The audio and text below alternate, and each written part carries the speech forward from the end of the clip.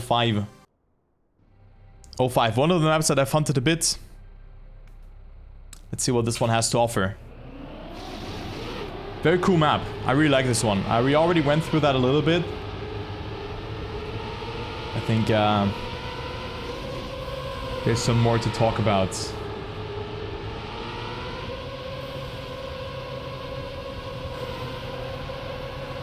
Oh, Scrappy, wow. Scrappy has so much speed in the end. Damn. Okay, so this map. Important here at the start that you don't go full to the left here, because your goal is just to minimize airtime. And you also want to minimize the distance traveled. So that's why you don't go full left. You just stay like just there where you just don't get airtime.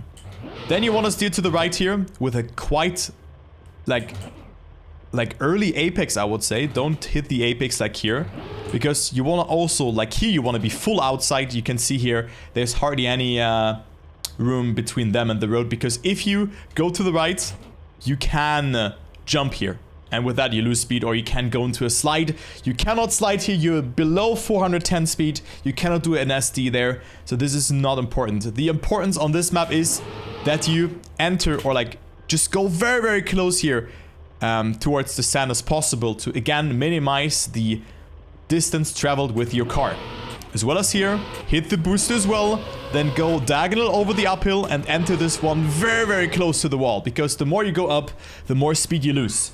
Then, for this part here, you of course are a bit, you want to open up the steering a little bit, and then like get some more left approach towards that, because if you just fully commit to the turn and just fully tap to the left here, I mean, this will probably not work because there's a straight coming up, but just to give you a concept, or like just a point of view, your car would end up somewhat like here, or like even further to the left. You need a bit of angle in order to work with it. Of course, the road straightens out as well, but you also don't want to full steer to that. But your goal is to jump as close as possible towards the checkpoints and also towards this scenery block that you can then land on the plastic and enter with a speed slide that you just hold all the way through. You have a nice angle there, and then go from the right to the middle to not get airtime and get into the finish.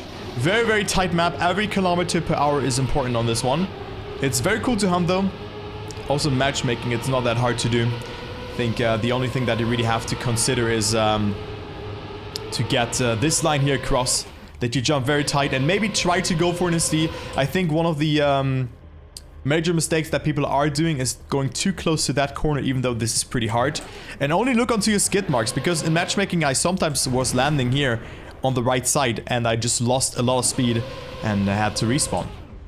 I think like for the AT medal, for you just it's just important to minimize airtime at the start, not catch any airtime, let's say like that. Don't go too wide here, you know, go kind of tight around that corner and not catch airtime here. Don't hit the surface there as well. Catch all of the booster. Go, yeah, kind of tight around that corner. It doesn't have to be that tight. But I think it's also in the ending as well that you just don't get any airtime here and also here. That you just stay on the right or just do a small left-right when you go over the apex. Because you have reactor boost attached, your car can jump off. But that is just very important that you don't jump off in the ending. You can lose, I think, 500ths of a second on this map. So that is important. So no SD here. That's not what you want to do. And make sure to catch all of the booster.